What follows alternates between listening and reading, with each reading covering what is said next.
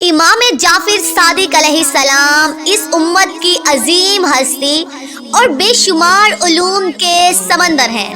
امام جعفری کی تعلیمات اور علمی فیض سے فقہ شریعت اور معمولات کی دولت اس امت کو ملی۔ امام کا علم صرف فقہ حدیث اور علم الکلام تک ہی محدود نہیں تھا، بلکہ فزکس، کیمیا، طب اور بے شمار جدید علوم کی ابتدا بھی آپ ہی سے ہوئی۔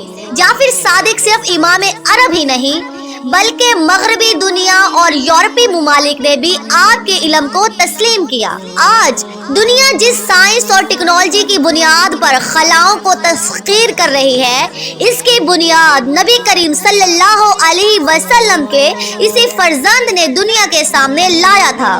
امام جعفر بن محمد ربیع الاول 80 ہجری میں مدینہ منورہ میں پیدا ہوئے۔ آپ کے والد محمد باقر اور دادا امام سجاد عبادت گزاروں کے امام تھے اور نبی کریم صلی اللہ علیہ وسلم کے نواسے امام حسن حسین کی اولاد تھے۔ 12 برس آپ نے اپنے جد امام سجاد کے زیر سایہ تربیت پائی۔ اس وقت کربلا کو صرف 12 سال گزرے تھے جب امام جعفر کی پیدائش ہوئی، لہٰذا مدینہ منورہ اور خاندان رسول میں دن رات شہادت حسین کا تذکرہ اور اس غم میں گریہ و زاری کی آوازیں سنائی دیتی تھیں۔ چنانچہ امام جعفر نے بھی عمر بھر اپنے جد مظلوم امام حسین کی یاد قائم رکھنے کی کوشش کی۔ جب آپ جوان ہوئے تو اس وقت دمشق میں عمومی بادشاہ ہشام بن عبد الملک کی حکومت تھی۔ علم اور حکمت امام جعفر علیہ السلام کو وراثت میں ملی تھی۔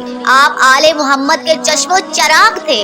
تمام عالم اسلام میں آپ کی علمی جلالت کا شہرہ تھا، یہاں تک کہ آپ کے شاگردوں کی تعداد 4000 تک پہنچ گئی تھی، جن میں فقہ کے علماء، تفسیر کے متکلمین اور ناظرین اور قاضی بھی شامل تھے۔ آپ کے دربار میں یہود و نصارہ بھی آیا کرتے تھے، دہریہ اور قدریہ بھی آتے تھے اور آپ آ کر سوالات پیش کیا کرتے تھے اور امام ان سے مناظرہ کیا کرتے۔ سوال یہ اٹھتا کہ امام جعفر کو اتنے سارے علوم میں دسترس کیسے حاصل ہوا تھا؟ دراصل مورخین کا ماننا ہے کہ امام نے کس مدرسے میں تعلیم حاصل نہیں کی اور نہ ہی کسی استاد سے علم سیکھا، بلکہ آپ کا علم نسل در نسل سینے سے منتقل ہوتا رہا، جس سے ثابت ہوتا ہے کہ امام نے جس علم کی روشنی دنیا کے سامنے بکھیری وہ دراصل محمدی علم تھا۔ آپ کے دربار میں اسلامی علوم کے علاوہ ریاضی، فلکیات، فزکس اور کیمسٹری سمیت تمام جدید علوم کا ذکر ہوا کرتا۔ امام اس کائنات کے رازوں سے پردہ اٹھاتے اور لوگوں کو جہالت اور گمراہی کی ضلالت سے بچانے میں کوچا رہتے۔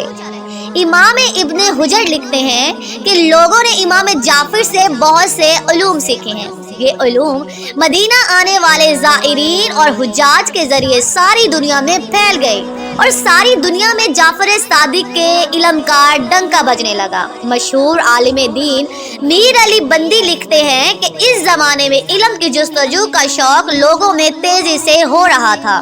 فلسفیانہ گفتگو ہر جگہ رائج ہو چکی تھی۔ قابل ذکر بات یہ ہے کہ اس علمی تحریک کا امام جس کے ہاتھوں میں تمام علم کی چابیاں تھیں وہ مدینہ میں تھا۔ وہ امام علی کا پوتا تھا جس کا نام جعفر صادق تھا۔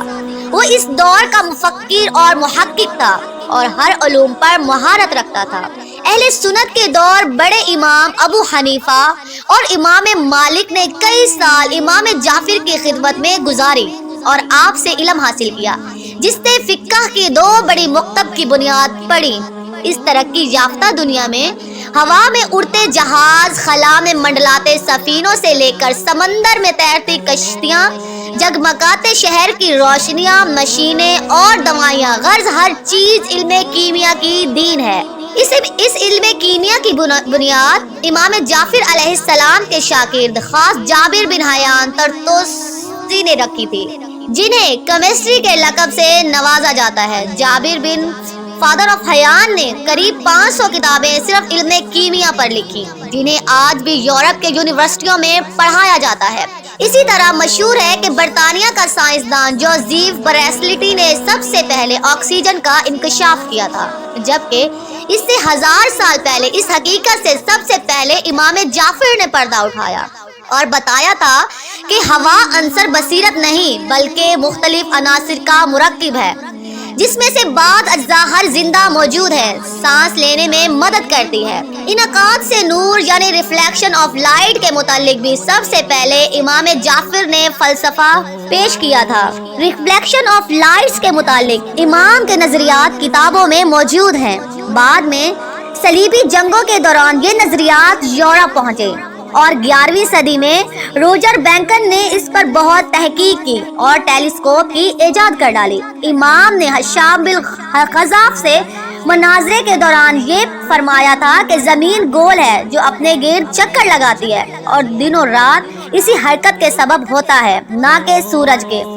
ابن ماسوی، ابو الحقان اور بہت سارے مشہور طبیبوں نے امام سے علم حاصل کر کے طبیب پر انسائکلوپیڈیا تیار کیا۔